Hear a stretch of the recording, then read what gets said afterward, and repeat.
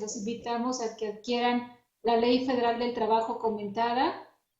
Es una obra muy interesante. En este caso tenemos la promoción del libro impreso más el ebook con un precio de 395 pesos. Pues los invitamos a que se comuniquen con nosotros para que obtengan esta edición que pues finalmente trae las reformas de la ley y está prácticamente comentada. Pues vamos a iniciar nuestro tema. Un saludo a todos. Gracias por acompañarnos el día de hoy. Recuerden que la hora PAC se transmite todos los jueves a partir de la 1 de la tarde y pues se tratan diversos temas fiscales. En este caso, pues en esta ocasión vamos a tratar el tema de enajenación de bienes por parte de las personas físicas. Vamos a tratar el tema de pagos provisionales y declaración anual. Al ser, por la premura del tiempo que tenemos, pues nada más vamos a tratar temas generales, no nos vamos a enfocar a la enajenación de acciones o de títulos valor, porque eso ya es un tema más especializado y pues esperemos que sea de su agrado y se puedan disipar algunas dudas que generalmente se tienen, sobre todo por las consultas que nosotros recibimos en el área de consultas telefónicas. Pues recordemos que para efectos de impuestos sobre la renta, pues vamos a considerar que quienes van a ser sujetos de este impuesto van a ser tanto personas físicas o personas morales. Enfocándonos a las personas físicas, pues cuando estas son residentes en México y obtienen ingresos, ya sea en efectivo, en bienes, en crédito o de cualquier otro tipo, pues están obligados al pago del impuesto sobre la renta. Cuando las personas físicas pues enajenen los bienes, ya sean muebles o inmuebles, pues van a tener que pagar un impuesto sobre la renta por aquella ganancia que hayan obtenido y a final de cuentas pues la ley me contempla cómo se va a calcular este impuesto. Aquí recordemos que en términos del Código Civil Federal pues se consideran bienes inmuebles en términos generales, ya sea el suelo o todas aquellas construcciones adheridas al suelo o bien cualquier otro bien mueble adherido al suelo y que a final de cuentas el que se saque del suelo, pues a final de cuentas ya va a tener la característica o la naturaleza de bien mueble. Y pues el bien mueble es prácticamente todo aquello que se puede trasladar de un lado a otro. Y también el Código Civil pues también considera como bienes muebles pues los derechos y las obligaciones. Entonces, en este caso pues la enajenación de bienes va a entrar dentro de todo tanto la enajenación de bienes inmuebles, tanto la enajenación de bienes muebles como pueden ser automóviles, pueden ser acciones, pueden ser derechos que ustedes tengan, por ejemplo, en un deportivo, etcétera, ¿no? Entonces aquí prácticamente estamos hablando de que en este caso entraría todo este tipo de enajenación de bienes. Claro está, pues debemos de tomar en cuenta que aquellas bienes que utiliza el contribuyente si está realizando una actividad empresarial o profesional, pues esos van a entrar dentro de ese régimen y todo aquello que no entre de ese régimen, si es que realiza ese tipo bueno, más bien si obtiene ese tipo de ingresos, entonces no los vamos a considerar.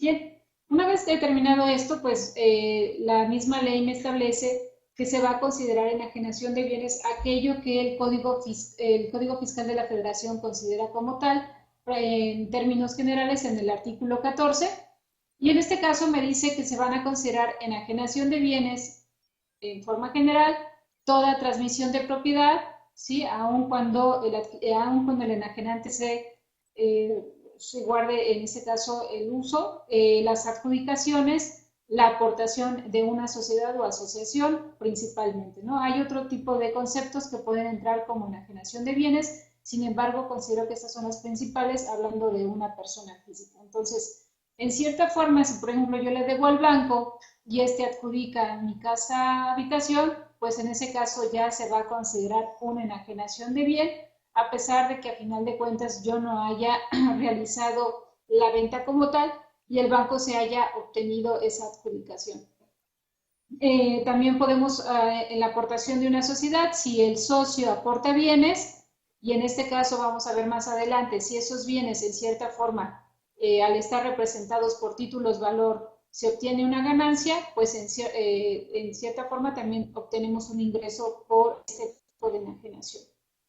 Bien, pues la misma ley contempla que se va a considerar como ingreso el monto de la contraprestación obtenida, si es que la hubiera, y cuando no hubiese contraprestación, pues se va a considerar el valor de avalúo practicado por una persona autorizada por el mismo SAT. Este avalúo, pues obviamente va a ser referido a la fecha de la enajenación para efectivamente saber cuánto es el monto que en cierta forma se está obteniendo por dicha enajenación. Como yo les comentaba, cuando un socio aporta a la sociedad, supongamos que va a aportar un local comercial que en su momento pues a lo mejor le costó 1 millón de pesos, pero el valor del avalúo arroja que a la fecha de hoy pues vale 2 millones de pesos. Entonces la persona moral va a recibir esa aportación con el valor de 2 millones y obviamente va a estar representado con las acciones con un valor de 2 millones de pesos. Entonces aquí finalmente estamos hablando que la persona física pues va a obtener una ganancia, un ingreso, porque al final de cuentas se está obteniendo, si el inmueble le costó 1 millón y lo está dando a un valor de 2 millones, pues en cierta forma se considera que está obteniendo un ingreso por el valor de 1 millón de pesos más. Entonces, finalmente, por eso es que en cierta forma también se considera que la aportación en sociedades se considera como tal una enajenación. Y ahí pues se debe tomar en cuenta que si el socio aporta bienes, no necesariamente inmuebles, sino también puede ser automóviles, maquinaria, etcétera, pues hay que determinar si realmente hay un ingreso o no. Sé que en la práctica pues este tipo de aportaciones generalmente los socios no los consideran como una enajenación. Sé que también a final de cuentas puede ser que en cierto modo la autoridad no nos ha revisado en ese aspecto, pero ahora recuerden que ya prácticamente como todo está en cierta forma controlado con los FDIs, aquí pues recordemos que por ejemplo si la persona moral recibe bienes, por ejemplo un automóvil, pues para que la persona moral pueda deducir en cierta forma ese automóvil, pues va a tener que tener un CFDI como tal y en cierta forma pues va a solicitar el RFC del socio para que entonces pueda poder deducir esas aportaciones. Entonces, aquí a final de cuentas, pues debemos tomar en cuenta estas situaciones para que en su momento pues se tomen las medidas pertinentes y entonces el socio tenga que considerar que va a tener que presentar declaración anual o incluso probablemente pago provisional si es que obtuvo una ganancia. La misma ley, bueno, me dice que no se van a considerar ingresos, asimismo, aquellos que deriven de la transmisión de propiedad de bienes por causa de muerte, donación o fusión de sociedades, o los que deriven de la enajenación de bonos, valores y otros títulos valor que, de acuerdo a la ley del impuesto sobre la renta, se consideran intereses, ¿no? Entonces, si, por ejemplo, en algún caso un contribuyente dona un local comercial, en este caso no se va a considerar como ingreso, sin embargo, para el que recibe la donación, si no es una donataria autorizada, va a poder constituir un ingreso por la adquisición de bienes, ¿no? Entonces debemos de ver esa situación. No se va a considerar como ingreso por enajenación de bienes, a pesar de que como tal existe una transmisión de propiedad. También debemos de tomar en cuenta que en el artículo 93 de la Ley del Impuesto sobre la Renta me establece que se consideran ingresos exentos o más bien cuáles son los ingresos que el contribuyente no va a pagar impuestos sobre la renta. Y en una de las fracciones me establece que por la enajenación de la casa habitación del contribuyente no se va a pagar impuestos siempre que la contraprestación no exceda de 700,000 UDIs y además la transmisión se formalice ante fedatario público. Aproximadamente, si hoy vendiéramos esa casa habitación, más o menos son 3.700.000 pesos de pesos. Entonces, en este caso, si la casa habitación del contribuyente no excede de este monto, pues estará exento el ingreso. Y si no, pues por el excedente va a tener que determinar la ganancia para así determinar el impuesto correspondiente. En bienes muebles, también me dice que podrá estar exento el impuesto cuando en un año de calendario la ganancia no exceda de 3 salarios mínimos, ¿no? Aproximadamente son 76,000 pesos. Entonces aquí, finalmente, si en el año nada más vendió un bien mueble el contribuyente y la ganancia no va a exceder de este monto, pues también va a estar exento del impuesto. Sin embargo, pues es importante tomar en cuenta que a pesar de que esté exento el impuesto, es importante declararlo en la declaración anual, a efectos de que, por ejemplo, si yo vendí un automóvil y ese automóvil pues me depositaron en el banco, pues en cierta forma yo tengo la justificación de por qué está ese depósito, que a final de cuentas puede ser, bueno, finalmente si es un ingreso por enajenación de bienes, es un ingreso exento y está declarado y a final de cuentas no tendría por qué yo tener problemas por ese depósito que me hicieron en mi cuenta bancaria. Entonces,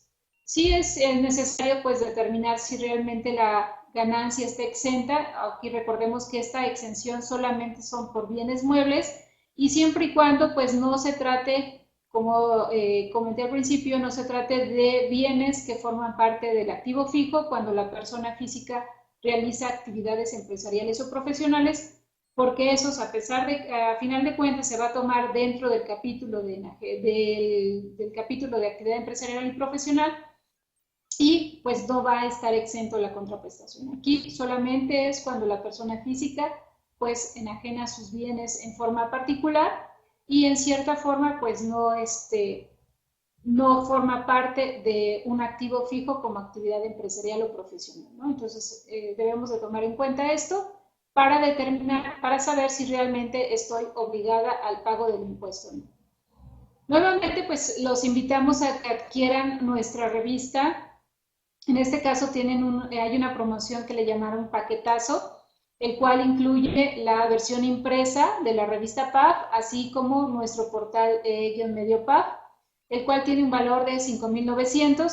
Aquí recuerden que en el portal ustedes van a poder consultar las revistas de 5 años hacia atrás, además de que van a poder contar con notas respecto a noticias fiscales recientes.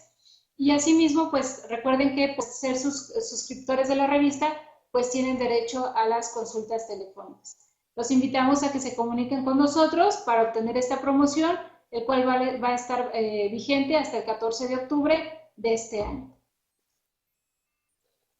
Bien, como todo, la ley del impuesto sobre la renta contempla en algunos capítulos que los contribuyentes que obtengan cierto tipo de ingresos pues van a tener derecho a ciertas deducciones, las cuales conocemos como deducciones autorizadas.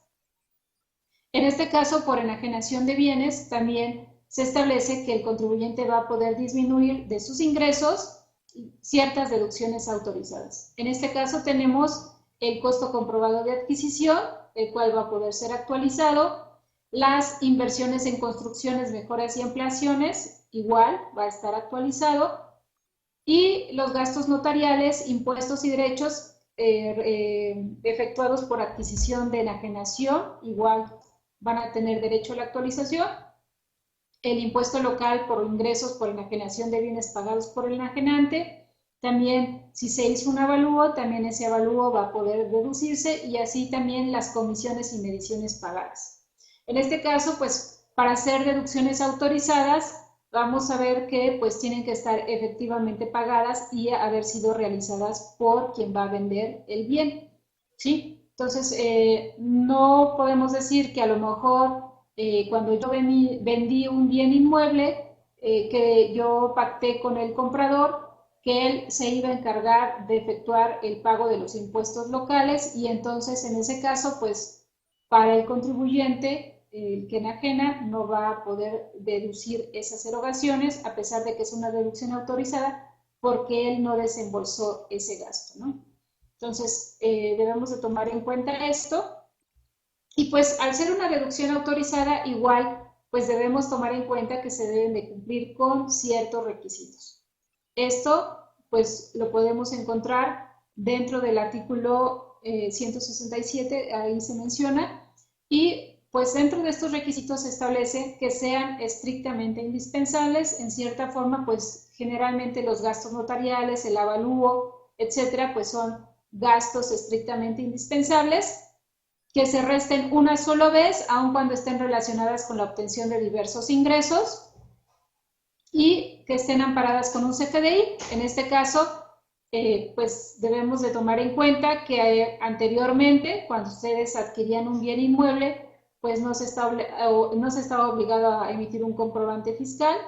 Ahora, prácticamente, pues, por ejemplo, se puede obtener el CFDI cuando ustedes adquieran un inmueble. Si el contribuyente no está obligado a emitir el comprobante, pues lo pueden hacer a través del complemento del notario, ¿sí? En este caso, es una práctica que no se está haciendo, que los particulares yo creo que en general no se está haciendo. Sin embargo, es importante tomarlo en cuenta, ya que no hay una excepción a la regla. O sea, en resolución miscelánea no hay nada que establezca que a final de cuentas no va, que cuando ustedes como particulares adquieran un bien inmueble, con el simple hecho de la escritura pública, como anteriormente se establecía, ustedes van a poder deducirlo, ¿no? Aquí, en términos generales, si ustedes ya vienen hacia atrás y hayan adquirido cuando todavía no estaban obligados a obtener el CFDI, pues a final de cuentas va a poder ser deducible, pero los demás gastos sí es necesario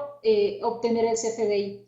Tal es el caso también, como ejemplo, tenemos que los impuestos locales, pues generalmente recientemente también recordemos que el año pasado, a mediados del año pasado, ya las entidades federativas ya emitían CFDIs por los pagos de impuestos y derechos. Entonces también debemos de considerar que si ahorita yo voy a comprar un inmueble y voy a pagar algún impuesto por adquisición de inmuebles del impuesto local que establece cualquier entidad federativa, pues sí es importante que ustedes obtengan este comprobante para que en su momento, cuando decidan vender ese inmueble, pues puedan deducir esta deducción, porque a final de cuentas es un requisito, ¿no? Entonces debemos tomar en cuenta esto.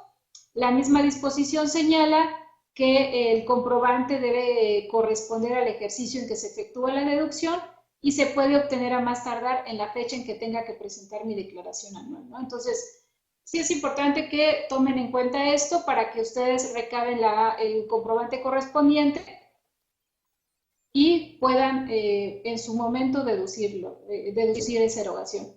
Y pues otro de los requisitos que en términos generales se establece es que cuando los pagos sean mayores a 2,000 pesos, se va a efectuar con los medios autorizados. Recordemos que estos son transferencia, cheque, tarjeta de crédito o de débito, o en su caso monederos electrónicos autorizados por el SAT, que estos requisitos se tienen que cumplir a más tardar por lo menos el último día del ejercicio y que hayan sido efectivamente erogadas, como ya les comentaba hace un momento, ¿no? Entonces, forzosamente tienen que estar efectivamente pagadas, obviamente tienen que estar pagadas con medios autorizados por parte del quien vende el bien mueble o inmueble, y pues tener el comprobante fiscal correspondiente. Aquí, como les comento, pues no hay una excepción a la regla y pues se debe de tomar esto para que ustedes, si ustedes están comprando un bien, ya sea mueble o inmueble, tengan el comprobante fiscal correspondiente para que en su momento puedan deducir como tal esas deducciones autorizadas. En este caso, pues, como les comentaba al principio, una de las deducciones es el costo comprobado de adquisición. El costo comprobado de adquisición, pues, se va a poder actualizar. Sin embargo, hay ciertas reglas para este costo comprobado de adquisición. En este caso me dice que es igual a la contraprestación que se haya pagado al adquirir el bien, sin incluir los intereses. Entonces, si por ejemplo ustedes adquirieron un local comercial y lo adquirieron a través de un crédito hipotecario, pues al final de cuentas los intereses adicionales que ustedes hayan pagado, pues no van a poderlo considerar como costo comprobado de adquisición. Y también, como vimos, dentro de las deducciones autorizadas no está el pago de intereses, ¿no? Entonces aquí Mayra me pregunta de Jessica Nayarit si los intereses son deducibles. No son deducibles en este caso porque no tiene nada que ver con la venta del inmueble, ¿sí? Entonces aquí, a final de cuentas, con la propia enajenación del inmueble, a pesar de que tú otorgues un financiamiento a lo mejor por dar en crédito el pago de la casa o del inmueble que estás vendiendo, esos intereses no van a formar parte del ingreso por enajenación de bienes.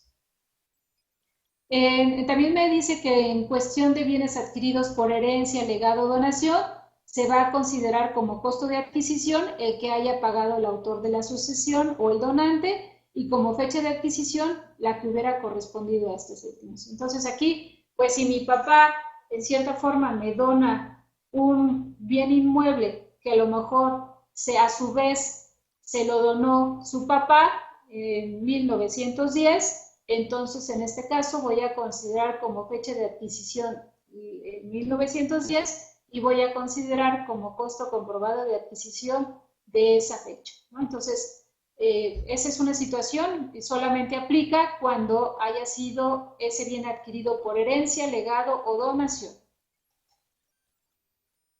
La actualización de los bienes inmuebles, en este caso incluyendo las adiciones o mejoras que en su caso aplique, pues lo vamos a obtener de la siguiente manera. Al costo comprobado de adquisición del inmueble, que generalmente está estipulado en la escritura pública, yo le voy a restar el valor del terreno y ese me va a dar el costo de la construcción. Cuando en la escritura pública o en el documento donde se establezca la adquisición del bien no esté separado cuánto corresponde al terreno, cuánto es el monto que corresponde al terreno y cuánto es lo que corresponde a la construcción, entonces se va a considerar la proporción del 20-80. 20 para el terreno y el 80% para la construcción, cuando en el comprobante el documento no venga desglosado cuánto corresponde a cada uno de estos conceptos. Asimismo me dice que pues obviamente como la construcción se demerita por el transcurso del tiempo, para determinar el costo comprobado de adquisición yo voy a restar al costo de la construcción el 3% anual, sin que en este caso sea inferior al 20% del costo inicial. ¿Sí? Estamos hablando que más o menos vamos a considerar el 3% por cada año transcurrido desde la fecha de adquisición y de enajenación, y más o menos estamos hablando que si el costo debe de representar al menos el 20% del costo inicial, estamos hablando que solamente se puede deducir como máximo un 20%, que más o menos son aproximadamente 27 años, ¿no? Es lo máximo que vamos a poder considerar. Y en este caso, ese costo vamos a actualizarlo. Ahorita vamos a ver cómo se determina el factor de actualización. Y este sería el costo comprobado de adquisición actualizado, que debe de representar cuando menos el 10% del monto de la enajenación de que se trate, ¿sí? Entonces, si en cierta forma, de acuerdo a este cálculo, me sale un 5%, yo voy a considerar de todos modos el 10%, lo cual en cierta forma me conviene, porque si no, no tendría monto que disminuir del precio de venta. En relación a las bienes muebles, bueno, en el terreno no se demerita por el transcurso del tiempo, al contrario, va incrementando su valor, y el valor del terreno pues simplemente lo vamos a multiplicar por el factor de actualización. Tratándose de bienes muebles, en este caso el costo comprado de adquisición del bien, yo le voy a descontar un 10% anual por cada año transcurrido, y si se trata de automóviles será un 20% anual. Entonces, si en cierta forma los bienes muebles, si no son automóviles, los tengo por más de 10 años, o si es automóvil por más de 5 años, pues no va a haber costo comprobado de adquisición, y pues simplemente el precio de venta vendría siendo mi ganancia. En este caso, si yo tuviera todavía un remanente, lo voy a multiplicar por el factor de actualización, y este sería mi costo comprobado de adquisición actualizado. La actualización, pues yo lo voy a determinar dividiendo el índice del mes inmediato anterior a aquel en que efectuó la enajenación y el índice entre el índice del mes en que se realizó la adquisición. Este factor de actualización se aplica tanto al costo comprobado de adquisición como a todas las demás deducciones autorizadas, como vimos, como pueden ser los gastos notariales, los impuestos locales, las comisiones, las mediaciones, etcétera, ¿no?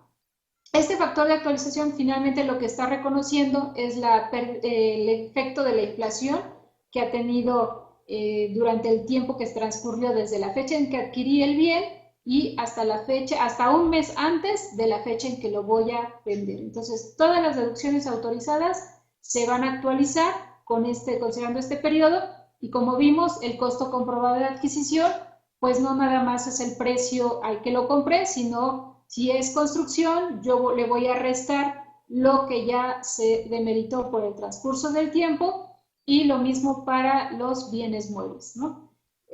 Como vimos, para construcciones es un 3%, para bienes muebles puede ser un 10% o un 20% si se trata de automóviles.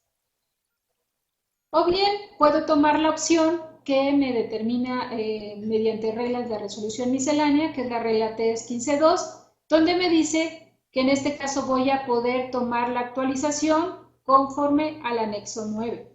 En ese anexo 9, pues viene un desglose de los factores que yo voy a poder aplicar de acuerdo a los años transcurridos, ¿sí?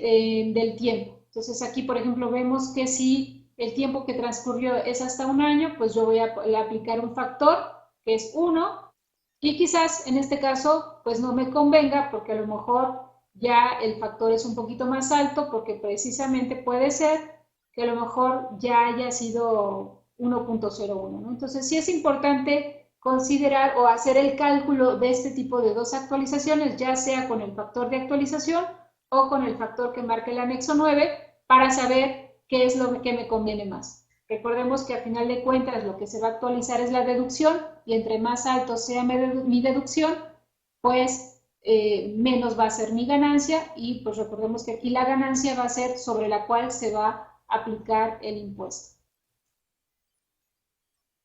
Aquí pues tenemos la fórmula para determinar cómo se va a calcular el impuesto. Primero pues tenemos mi ingreso por enajenación de bienes, que es el precio de venta. Yo le voy a restar mis ingresos exentos y mis deducciones autorizadas, ya con la actualización correspondiente, y pues la diferencia va a ser mi ganancia por enajenación de bienes. Esa ganancia, pues la ley me dice que yo la voy a dividir entre el número de años transcurridos desde la fecha de adquisición hasta la fecha de enajenación, sin exceder de 20. Si yo adquirí un bien inmueble, o más bien me dieron en herencia un bien inmueble, como les comentaba, desde 1910, pues lo máximo que yo voy a considerar son 20 años, a pesar de que ya hayan transcurrido 105 años, ¿no? Entonces aquí yo voy a dividir esa ganancia entre el número de años sin exceder de 20, y esa va a ser mi ganancia acumulada. La diferencia entre la ganancia o el precio entre la ganancia de enajenación de bienes y la ganancia acumulable va a ser mi ganancia no acumulable. Estos términos a veces traen confusión porque los contribuyentes piensan que al decir ganancia no acumulable, pues no se va a pagar impuesto sobre esa ganancia. No, simplemente es un tratamiento distinto, ya que a la ganancia acumulable pues se le va a aplicar una tarifa, y a la ganancia no acumulable pues se le va a aplicar una tasa promedio, ¿no? Entonces sí es importante tomar en cuenta que una vez determinada la ganancia, esta yo la voy a dividir entre el número de años que transcurrieron, y el resultado me va a dar mi ganancia acumulable, y la diferencia entre la ganancia y la ganancia acumulable es mi ganancia no acumulable. Es importante tomar en cuenta porque esto me va a dar la pauta para poder calcular mi impuesto en pagos provisionales y mi impuesto en la declaración anual. En los pagos provisionales, pues me marca la ley que yo a mi ganancia acumulable, como vimos, que es, podríamos decirlo, la ganancia equivalente a un año, yo le voy a aplicar la tarifa especial para enajenación de bienes inmuebles, que ustedes pueden obtener en el anexo 8 de la resolución miscelánea, que si ustedes la pueden verificar con la declaración anual, pues prácticamente es la tarifa anual, ¿no? Sin embargo, pues solamente voy a aplicar esa ganancia acumulable, le aplico la tarifa y voy a determinar mi impuesto determinado. Una vez determinado el impuesto, yo lo voy a multiplicar nuevamente por el número de años transcurridos y ese va a ser mi impuesto de pago provisional. Si se trata de un bien inmueble y yo realizo la venta a través de un fedatario público, pues el fedatario público se va a encargar de calcular este impuesto y simplemente me va a recaudar el monto que me corresponde. En enajenación de bienes inmuebles, pues yo también tengo que pagar un impuesto a cada entidad federativa donde se lleve a cabo la enajenación o donde se encuentre el bien inmueble que se está enajenando. En este caso, pues el impuesto local, como le conocemos comúnmente, va a ser pues el impuesto que resulte menor, ya sea el que se obtuvo aplicando el pago provisional, la tarifa anual, o bien multiplicando la ganancia obtenida por el 5%. Si este resultado es menor que el que me resulta conforme a la tarifa del impuesto sobre la renta, entonces este es el que yo voy a pagar a la entidad federativa, o si es al contrario, entonces yo voy a realizar el pago que me resultó conforme a la tarifa en la entidad federativa.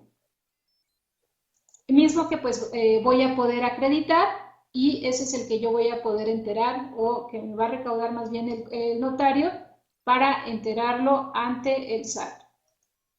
A final de cuentas, a la entidad federativa no le estoy pagando más, simplemente el impuesto que yo tengo que pagar se va a distribuir una parte al Estado, a la entidad federativa y otra parte a lo que corresponde al SAT. Ambos pagos, pues a final de cuentas yo lo voy a poder acreditar en la declaración anual y simplemente voy a pagar la diferencia. En pagos provisionales de bienes muebles, pues el pago provisional corresponde a un 20% sobre el monto total de la operación y en este caso me lo va a retener el adquirente si es que esté residente en el país o residente en el extranjero con establecimiento permanente en México. Si no cumple con estas características, entonces el contribuyente pues deberá enterarlo dentro de los 15 días siguientes a la obtención del ingreso. El adquirente o el que adquiere el bien, en su caso, aquí recordemos que solamente son bien muebles, no va a efectuar la retención siempre y cuando se trate de bienes muebles que no sean títulos valor o partes sociales y el monto de la operación sea menor a 227,400. Entonces aquí estamos hablando que, por ejemplo, si yo vendo un automóvil que normalmente por el uso, etcétera, vale más, el precio de venta es menor a este monto, pues simplemente el que me compra el automóvil no me va a efectuar ninguna retención. Cabe mencionar que esto, como les comentaba al principio, aun cuando sea entre particulares, normalmente yo sé que en la práctica no se hace, pero pues esto no nos releva de estas obligaciones. Entonces, si yo voy a vender un automóvil que vale 1,000,000 de pesos, entonces se supone que quien adquiere ese bien me tiene que retener el 20% del valor de la venta. Cuando ustedes van a la agencia, también las agencias tienen la obligación de retener este impuesto y que incluso ya está establecido en la disposición de reglas que en este caso las agencias tienen que emitir el CFDI donde venga el complemento y donde venga el detalle de la operación de este tipo de compra de automóviles a particulares. Aquí podemos ver un ejemplo. Tenemos un precio de venta de 2 millones de pesos, mis deducciones autorizadas y la diferencia, como les comentaba, es la ganancia obtenida. Si yo lo divido entre el número de años, que en este caso son 14, me da una ganancia de un año equivalente a 45,000 pesos, el cual pues yo determiné un impuesto de 2,800 pesos. Esos 2,000 los multiplico nuevamente por el número de años y en este caso podemos ver que tengo un pago provisional de 36,000 al cual yo le voy a restar lo que yo pagué a la entidad federativa. Más abajito podemos ver que la ganancia obtenida, como vimos, son 600,000 pesos. Si yo lo multiplico por el 5%, en este caso me da un resultado de 31,000 pesos, el cual es menor a lo que me resultó conforme a la tarifa que fueron 36,000, y entonces yo a la entidad federativa pues le estoy pagando 31,000 pesos, que como vimos arriba puedo acreditarlo para el pago provisional. En este caso puse un ejemplo de un bien inmueble. El fedatario público va a hacer el cálculo correspondiente, me va a entregar una constancia donde venga este cálculo, y en este caso también debemos recordar que quienes efectúan la retención del 20% va a tener que emitir un CFDI por esa retención. Ese CFDI como comprobante de retención hasta ahorita no está en la aplicación gratuita del SAT. Se tiene que ver a un proveedor autorizado para verificar, bueno, para poder emitir esa constancia de retención, que ahora recordemos que es mediante un CFDI. En la declaración anual, pues es similar. En este caso, vamos a partir de la ganancia acumulable, y esa ganancia acumulable, pues yo le voy a sumar todos mis demás ingresos que yo tuve y por el cual tengo que presentar declaración anual, como pueden ser salarios, como pueden ser ingresos por actividad empresarial y profesional, como pueden ser arrendamiento, como pueden ser intereses, como pueden ser de los demás ingresos, etcétera, ¿no? Si obtengo ingresos del régimen de incorporación fiscal, recuerden que por esto se hacen pagos definitivos y no se presenta declaración anual. Por lo tanto, si ustedes en cierta forma obtuvieron este tipo de ingresos, pues no los van a considerar, simplemente la ganancia acumulable. Y sobre eso, pues yo tengo derecho a disminuir mis deducciones personales, que pueden ser gastos médicos, funerales, donativos. Aquí podemos en cierta forma incluir la prima de seguros de gastos médicos mayores. Adicionalmente, por decreto, pues las colegiaturas, etcétera, y pues me va a dar mi base del impuesto. Voy a aplicar la tarifa anual y este va a ser mi impuesto del ejercicio por ingresos acumulables. La misma ley me establece en el artículo 152 que esa ganancia no acumulable, que a la ganancia no acumulable, pues yo le voy a aplicar una tasa. Y esa tasa, como les comentaba, es una tasa promedio. La tasa se va a obtener dividiendo el ISR del ejercicio entre la base que yo consideré para calcular ese impuesto. La ley me contempla que si yo en cierta forma apliqué deducciones personales, bueno, y si yo apliqué gastos médicos, funerales y donativos, esas deducciones personales no las voy a considerar para calcular esta tasa. Entonces, si yo apliqué deducciones personales y en esas deducciones personales apliqué gastos médicos mayores, gastos hospitalarios, apliqué gastos por funeral, apliqué donativos, entonces voy a tener que volver a calcular mi impuesto anual sin considerar esas deducciones personales para que entonces yo pueda determinar mi tasa promedio. También me dice la ley que yo voy a poder considerar esa tasa promediando el impuesto que yo determiné en los 5 últimos años, siguiendo esta misma fórmula, dividiendo el impuesto del ejercicio entre el total de ingresos acumulables. Me dice que si no obtuve ingresos en los 4 últimos años, pues yo voy a considerar el ingreso como si lo hubiera obtenido. Una vez determinada la tasa, pues yo voy a multiplicar esa tasa por los ingresos no acumulables y ese será mi impuesto por ingresos no acumulables. Y entonces, para determinar ya mi impuesto total anual, voy a sumar el ISR por los ingresos acumulables más el ISR por los ingresos no acumulables y voy a poder disminuir mis retenciones que en su caso me hubieran efectuado o mis pagos provisionales, y ese sería ya mi impuesto del ejercicio a pagar, o en su caso el saldo a favor, ¿sí? Entonces aquí pues debemos tomar en cuenta que, como yo les comentaba, el que se trate de ingresos no acumulables no quiere decir que no pague impuesto. Aquí podemos observar que sí se va a determinar un impuesto, sin embargo el impuesto no se va a calcular aplicando la tarifa anual, sino al contrario, se va a aplicar una tasa que se va a determinar partiendo del mismo impuesto anual determinado por los ingresos acumulables entre el total de los ingresos. Aquí podemos ver el ejemplo, considerando los datos del pago provisional. Tengo que mis ingresos acumulables, la ganancia equivalente a un año fueron de 45,000 pesos, no tuve deducciones autorizadas, aplico la tarifa anual y me da un impuesto de 2,600 pesos. Esos 2,600 pesos, pues yo los voy a dividir entre la ganancia acumulable, que fue la base del impuesto, o sea, los 45,000, y me da una tasa del 5.81%.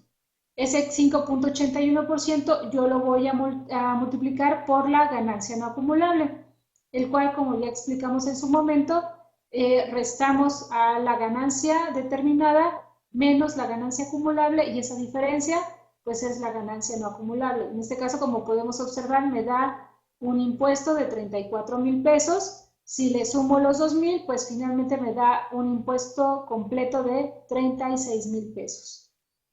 Y el pago provisional, pues igual fueron más o menos 36,940, y lo cual me da un saldo a favor de 14,000 pesos. Pues fue sin aplicar deducciones personales.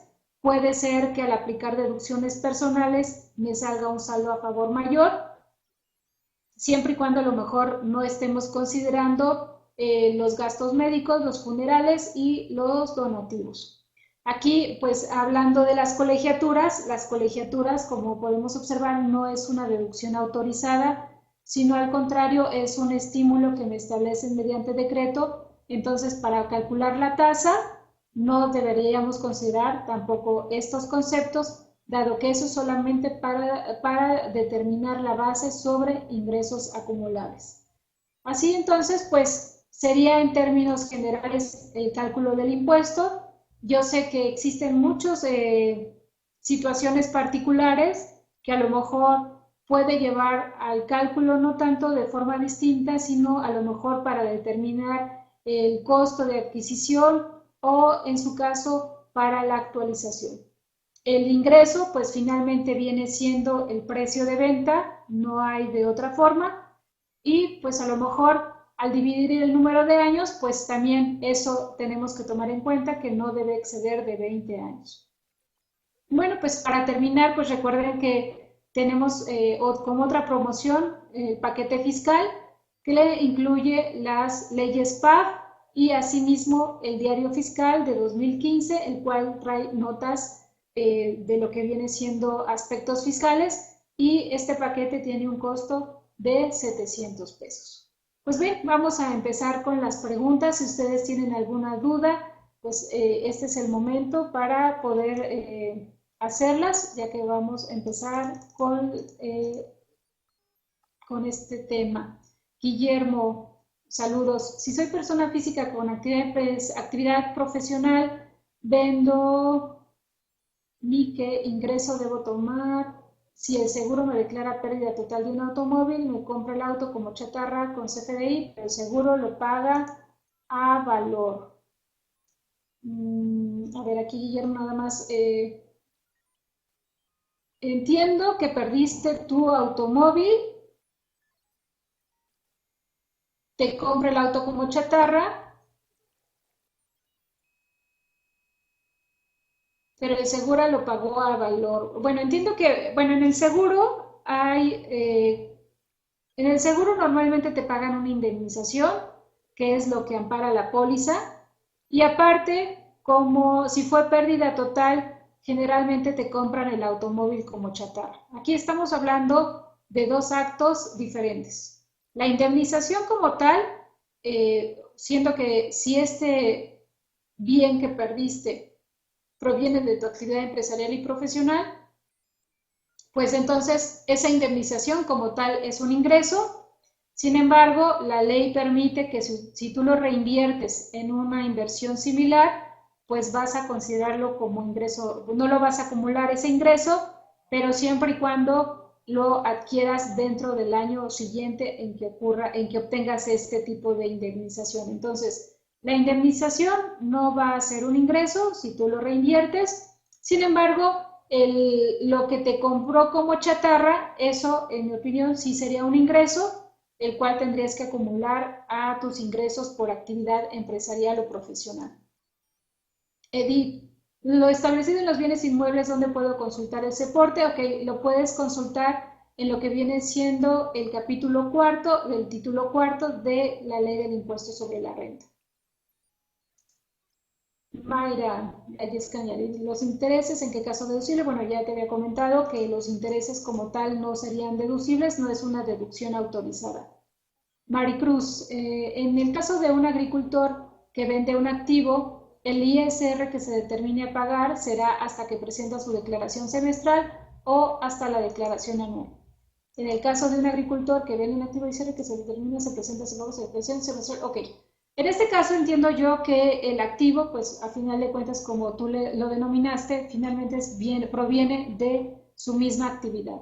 En el caso de actividad empresarial o profesional, o incluso dentro de lo que viene siendo el régimen de agricultores, al formar parte de la inversión de tu activo, entonces en este caso el contribuyente tiene la obligación de que cuando venda su activo acumule la ganancia por la venta dentro de sus mismos ingresos.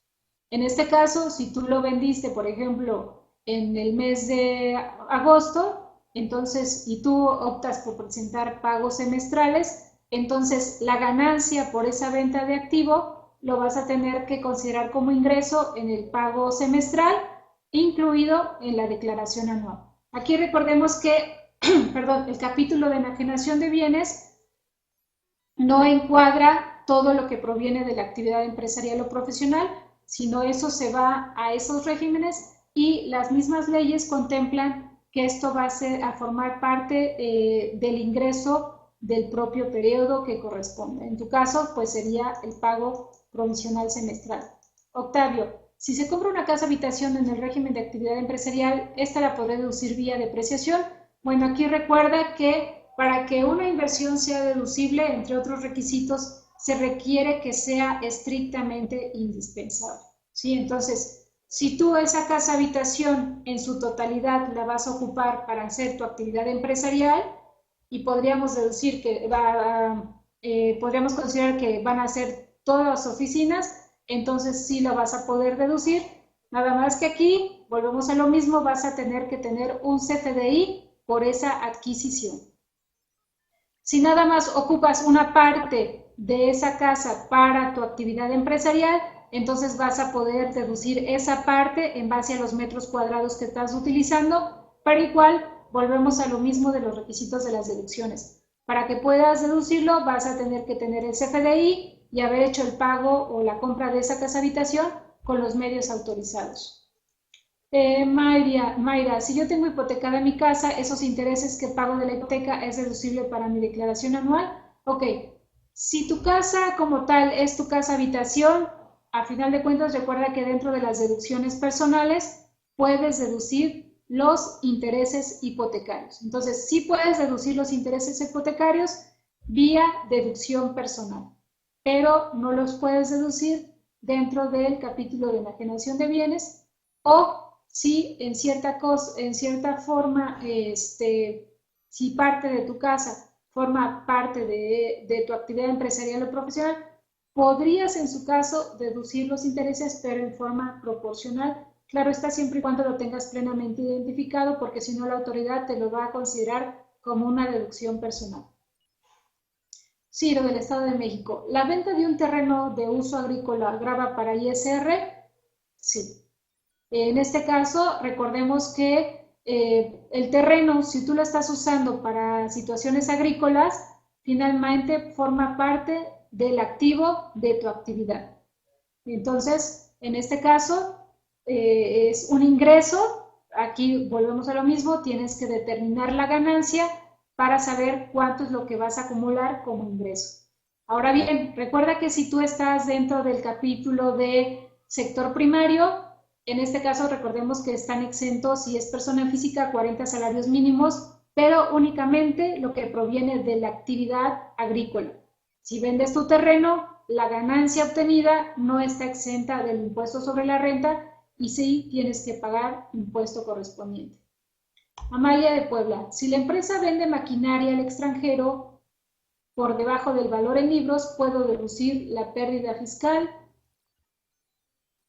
Ok, en este caso debemos de tomar en cuenta que si esa maquinaria tiene alguna situación que esté descompuesta o algo por el cual haya bajado su valor y que sea inferior al que tú tienes registrado, ¿podrías deducir la pérdida fiscal?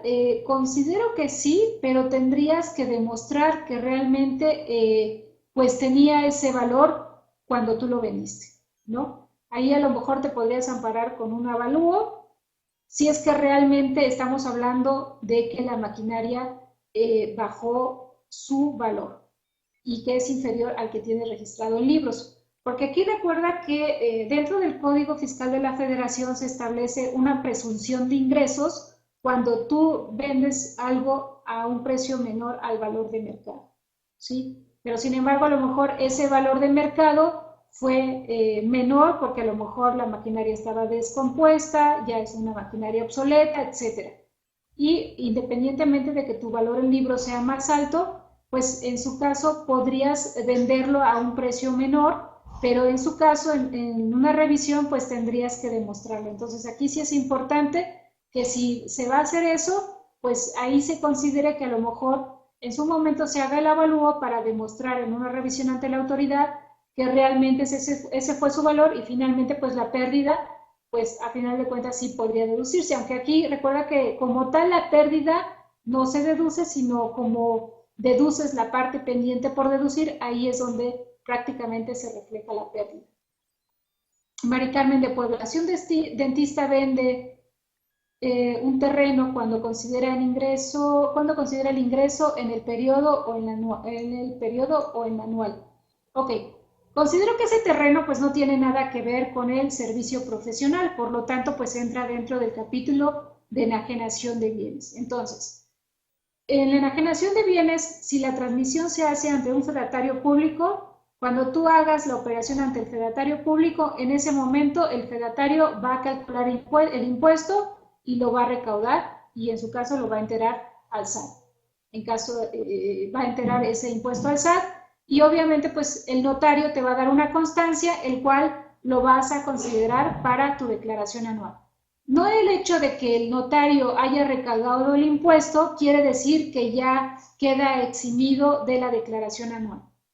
Aquí a lo mejor volvemos a lo mismo. Anteriormente, yo sé que en la práctica se hacían otras situaciones, sin embargo, ahorita ya la autoridad, con el cruce de información, con las declaraciones que están presentando los fedatarios, con el ingreso en el banco, etcétera, a final de cuentas ya está obteniendo información. Entonces, con la información que envía el fedatario público de que Juanito Pérez vendió el terreno en tal fecha y que obtuvo una ganancia y que a pesar de que se recaudó el impuesto, eso no exime, en este caso al dentista, de que lo considere en su declaración anual.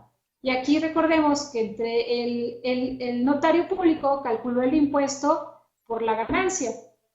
Cuando se acumulan más ingresos, se incrementa la tasa del impuesto y a lo mejor, si en un momento dado ese impuesto que se calculó por la enajenación de bienes resultó una cantidad, pues al momento en la declaración anual que yo acumule todos mis demás ingresos, va a resultar que a lo mejor va a incrementar la tasa del impuesto y puede ser que resulte impuesto a pagar. Entonces sí debemos de tomar en cuenta eso para que no consideremos que ya con el simple hecho de que haya recaudado el notario, ya con eso ya se subsanó la obligación de pagar el impuesto anual. Edith, lo referente a los ingresos exentos de bienes muebles, ¿dónde puedo consultar el límite establecido por 227,000 pesos? Ok, los 227,000 pesos está dentro del